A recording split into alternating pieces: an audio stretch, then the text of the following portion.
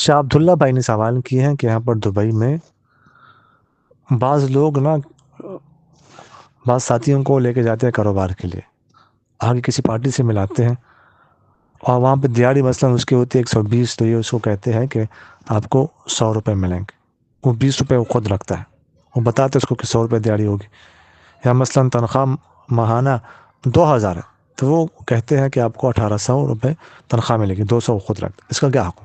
دیکھیے یہ تو جائز نہیں ہے۔ دیکھیں یہ شخص اگر پارٹی کے ساتھ لوگوں کو ملاتا ہے،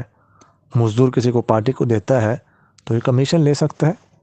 کمیشن لے لے، دونوں پارٹیوں سے لے سکتا ہے، ایک پارٹی سے لے سکتا ہے، اور وہ طے ہو، بتا دیں ان کو کہ میں آپ کو جاب دلاؤں گا تو آپ سے اتنی میں کمیشن لوں گا، میں فلاں پارٹی کا آپ کو ساتھ فلاں پارٹی کے ساتھ آپ کو ملا دوں گا لیکن یہ کمیشن میں لوں گا، اور وہ طے وہ بتا دے۔ یہاں پر بتائے بغیر وہ رکھ رہا ہے تو یہ بات جو ہے نا